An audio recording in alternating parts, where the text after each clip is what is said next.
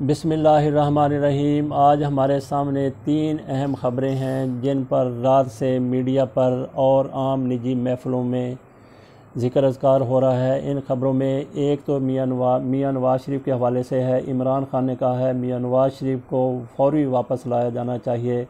ये वफाकी काबीना में मियां नवाज़ शरीफ साहब के बारे में इमरान खान ने कहा है। दूसरी ख़बर इस हवाले से है कि सेनेट में अपोजिशन की तरफ से मुखालफत की गई है मनी लॉन्ड्रिंग बिल की, जो इसका पास होना FATF की ग्रे लिस्ट से निकलने के लिए ज़रूरी था।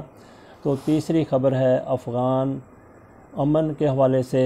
मुल्ला अब्दुल गनी ब्रदर पाकिस्तान के दौरे पर हैं। वो तालिबान के उस वफ़द के सरबराह थे जिसने अमेरिका के साथ बराह रास्त मुज़ाकरात किए और मुल्ला अब्दुल गनी ब्रदर को पाकिस्तान से जब वो ज़ेर हिरासत थे उनको वहाँ से निकाल के अमेरिका के साथ मुज़ाकरात के लिए कत्ल ले जाया गया था। तो पहले बात हम कर लेते हैं, कौमी असम्बली में मंजूरी के बाद सेनेट में अपोजिशन ने 2 मनी लॉन्ड्रिंग बिलों की मुखालफत की है, जिसके बाद वो मुस्तरद हो गए हैं।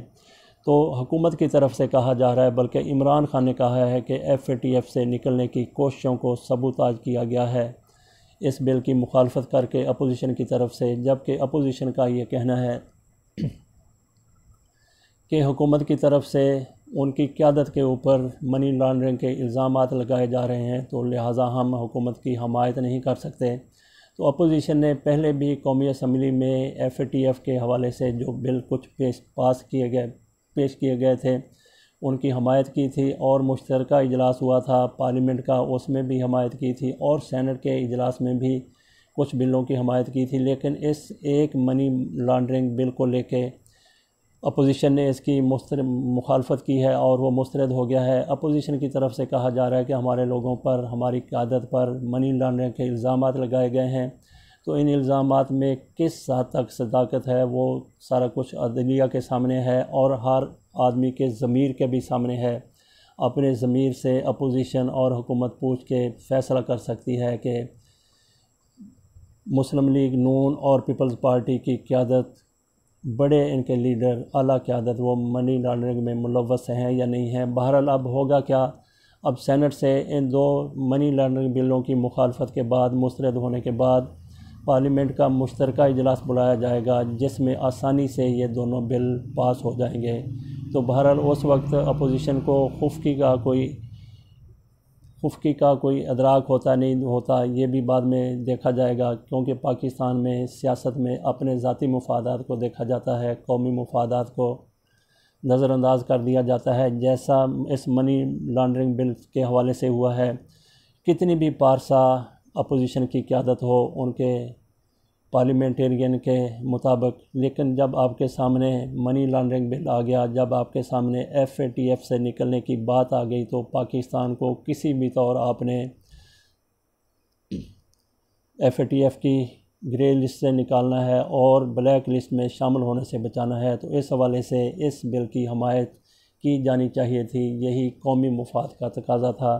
बहरहाल अपोजिशन की तरफ से ज़ाती मुफादात को तरजीह दी गई, अपने लीडरशिप को बचाने के लिए, उसके साथ यकजहती का इजहार करने के लिए ये 2 बिल मुस्तरद हो गए। तो अगली बात हम कर लेते हैं अफ़गान इंट्रा मुज़ाकरात के हवाले से। अफ़गान इंट्रा मुज़ाकरात ये शुरू होने थे अमेरिका के साथ, जब तालिबान का मुआहदा हो गया तो उसमें कैदियों की रिहाई होनी थी, लेकिन कैदियों की रिहाई की राह में अशरफ गनी साहब की तरफ से, अफ़गान सदर, उनकी तरफ से बड़ी रुकावटें डाली गईं। बहरहाल अमेरिका के कहने पर कुछ कैदियों को रिहा भी किया गया, लेकिन इंट्रा अफ़गान मुज़ाकरात अभी तक शुरू नहीं हो सके। उसमें यही वजह है कि अशरफ गनी की क़यादत में अफ़गान इंतज़ामिया बदनीयत है। वो नहीं चाहते कि अफ़गानिस्तान में अमन कायम हो। क्यों नहीं चाहते अमन कायम हो?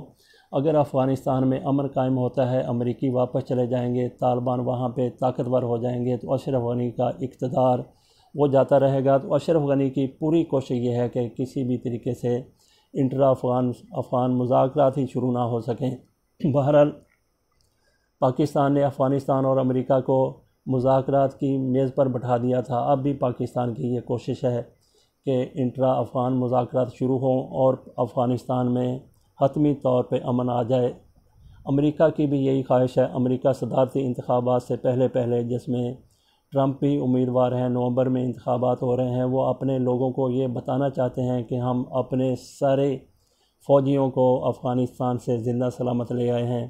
तो इलेक्शन जीतने के लिए ट्रंप की यही कोशिश है कि अफ़गानिस्तान में हकीकी तौर पे अमन कायम हो जाए, लेकिन अशरफ गनी उसकी राह में भारत के हमा पर सबसे बड़ी रुकावट बने हुए हैं।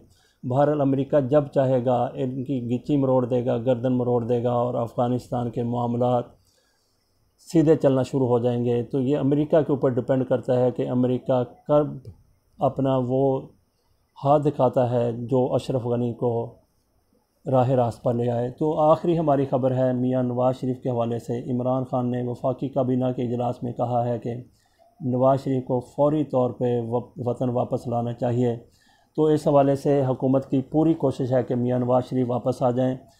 तो ये सवाल ये भी हुआ है कि मनी लॉन्ड्रिंग इस ऐसी कोशिशें देख के, हुकूमत की सरगर्मियाँ देख के भी अपोजिशन को कोई थोड़ा सा नाराज़गी पैदा हुई है, थोड़ा सा वो इश्तिहाल में आई है कि हमारी लीडरशिप को एक तो मनी लॉन्ड्रिंग के उनके ऊपर इल्ज़ामात लगा रहे हैं, दूसरा मियां नवाज़ शरीफ को लंदन से वापस लाने की कोशिश की जा रही है। तो हुकूमत की कोशिशें नज़र नहीं आता कि पूरी तरीके से कामयाब हो जाएंगी, क्योंकि हुकूमत की कोशिशों में कोई शुबा नहीं है, कोई शक नहीं है। लेकिन मियां नवाज़ शरीफ साहब मरते मर जाएंगे, लेकिन इस कैद में वो नहीं आएंगे, इस अज़ाब में, इस जहन्नम में वो आने के लिए कभी तैयार नहीं होंगे। नेल्सन मंडेला कहलाने का उनको शौक़ है। ये ऐसा ही शौक़ है जैसा एक देहाती ख़ुद को किसी फ़िल्म में हीरो बनने का जैसे उसको शौक़ हो। तो यही मियां नवाज़ शरीफ को नेल्सन मंडेला बनने का शौक़ है, लेकिन उसके लिए जो रिक्वायरमेंट है वो पूरी करने के लिए अगर ये तैयार होते तो पाकिस्तान से भाग के बहाना करके वो लंदन ना चले जाते। तो बहरहाल हुकूमत की पूरी कोशिश है मियां नवाज़ शरीफ को वापस ले आएँ। कानूनी हवाले से भी कोई चाराजोइयाँ हो रही हैं, बरतानिया के साथ भी कोई बातचीत चल रही है, लेकिन मियां नवाज़ शरीफ साहब उस वक्त तक पाकिस्तान वापस आने के लिए तैयार नहीं होंगे जब तक बरतानवी हुकूमत उनको पकड़ के जहाज़ में नहीं बिठा देती। तो ऐसा नज़र नहीं आता कि बरतानवी हुकूमत भी इस हद तक जाए, क्योंकि मियां नवाज़ शरीफ के आलमी एस्टेब्लिशमेंट के साथ भी रबते हैं। अमेरिका में उनकी सुनी जाती है, सऊदी अरब में उनकी सुनी जाती है, लेकिन जब अपनी अपनी सबको पड़ जाए, जब जैसा कि कोरोना में हुआ, तो ऐसे अगर हालात किसी और वजह से दुनिया के हो जाएं तो फिर कोई मियां नवाज़ शरीफ की तरफ उनकी हमायत के लिए नहीं आएगा। उनको अपनी पड़ी होगी, अफरा तफरी में होगी। तो बहरहाल ऐसे हालात कोई नज़र नहीं आ रहे, तो गोया यही फिर कहा जा सकता है कि मियां नवाज़ शरीफ का पाकिस्तान आने का सरेदस्त कोई इम्कान नहीं है। बहरहाल हुकूमत की राह सिमत में कोशिशें ज़रूर जारी हैं। देखते हैं कि इन कोशिशों के नतीजे में क्या बरामद होता है। अल्लाह हाफ़िज़।